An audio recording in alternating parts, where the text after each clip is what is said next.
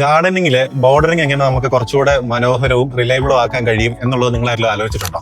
അതിനാണ് നമ്മൾ മാരിക്കോണിലുള്ള നമ്മുടെ കർവ് സ്റ്റോൺ ഉപയോഗിക്കുന്നത്. കർവ് സ്റ്റോൺ ബേസിക്കലി നമുക്ക് രണ്ട് രീതിയിൽ വെക്കാൻ കഴിയും. നമുക്ക് ഏത് ഹൈറ്റിലാണ് നമ്മുടെ ബോർഡറിംഗ് വേണ്ടത് എന്ന അടിസ്ഥാനത്തിൽ നമുക്ക് രണ്ട് രീതിയിൽ കർവ് സ്റ്റോൺ വെക്കാം. ഒന്ന് നമുക്ക് ഇങ്ങനെ നേരെ നാട്ടിയാണെന്ന് വെക്കാം, അല്ലെങ്കിൽ രണ്ടാമത് നമുക്ക് വെക്കാൻ പറ്റുമെന്ന് പറയുന്നത് ഇതുപോലെ കിടത്തിയിടാൻ കഴിയും. ഇതുപോലെ കിടത്തിയിട്ട് കഴിഞ്ഞാൽ അപ്പോൾ അതിൽ ഹൈറ്റ് വീട്ടിൽ കുറയും. നമ്മുടെ കർവ് സ്റ്റോൺ എന്തുകൊണ്ടാണ് കൂടുതൽ എക്കണോമിക്കലി റിലയബിൾ എന്ന് പറയാൻ കാരണം എന്ന് പറഞ്ഞാൽ, നമ്മൾ നോർമലി ഒരു വീട്ടിൽ നമുക്കിപ്പോൾ ഒരു ബോർഡറിംഗ് വർക്ക് ചെയ്യണമെങ്കിൽ അത് നമ്മൾ വാനം എടുക്കണം, അതിന്റെ അകത്ത് നമ്മൾ കട്ട കെട്ടണം, അതിനുശേഷം നമ്മൾ തേക്കണം, തേച്ചതിന് ശേഷം അതിന്റെ മണ്ട പെയിന്റ് അടിക്കണം. അപ്പോൾ ഇതിനകത്തെല്ലാം ഉണ്ടായ ഒരു കുഴപ്പം എന്ന് പറഞ്ഞാൽ ഇതിനകത്ത് സർഫസ് എക്സ്പാൻഷൻ വരും. സർഫസ് എക്സ്പാൻഷൻ വരുമ്പോൾ ഓട്ടോമാറ്റിക്കലി ആ കട്ടകളുടെ ഇടയിൽ ഗ്യാപ്പ് വരികയും അവിടെ ഒരു ക്രാക്സ് ഫോം ചെയ്യുകയും ചെയ്യും. പക്ഷേ നമ്മുടെ കർവ് സ്റ്റോൺ ഉണ്ടാകുന്ന ഒരു കാര്യം എന്ന് പറഞ്ഞാൽ, കർവ് സ്റ്റോൺ നമ്മൾ അഡ്ജോയിൻ ചെയ്ത് നോക്കുമ്പോൾ ഒരിക്കലും കർവ് സ്റ്റോണിൽ എക്സ്പാൻഷൻ എന്ന് പറഞ്ഞൊരു കാര്യം വരുന്നില്ല. അതുപോലെ തന്നെ ഇത് റീയൂസ് ചെയ്യാൻ പറ്റുന്ന ഒരു മെറ്റീരിയൽ ആണ്. നമുക്കൊരു റെനോവേഷൻ വർക്കോ കാര്യങ്ങളോ വരുവാണെങ്കിൽ കർവ് സ്റ്റോൺ നമ്മൾ അതേപടി ഒരു സൈഡിലോട്ട് മാറ്റി വെക്കുക. അത് എന്നിട്ട് വീണ്ടും നമ്മുടെ റെനോവേഷൻ വർക്കും കാര്യങ്ങളും കഴിഞ്ഞ് വീണ്ടും നമുക്ക് ബോർഡറിംഗിന് വേണ്ടി ഉപയോഗിക്കാം. നേരെ മറിച്ച് നമ്മളൊരു കട്ട കെട്ടി ബോർഡർ തിരിച്ചേക്കുന്നെങ്കിൽ അത് ഒരിക്കലും നമുക്ക് വീണ്ടും അത് ഉപയോഗിക്കാൻ പറ്റും, നമുക്ക് കളയേണ്ട വരും. ഇതാണ് നമ്മുടെ മാരിക്കോണിലുള്ള നമ്മുടെ കർവ് സ്റ്റോണിന്റെ ഒരു ഹൈലൈറ്റ്. ഇങ്ങനെ മാരിക്കോണിലുള്ള കർവ് സ്റ്റോൺ യൂസ് ചെയ്തുകൊണ്ട് നിങ്ങളുടെ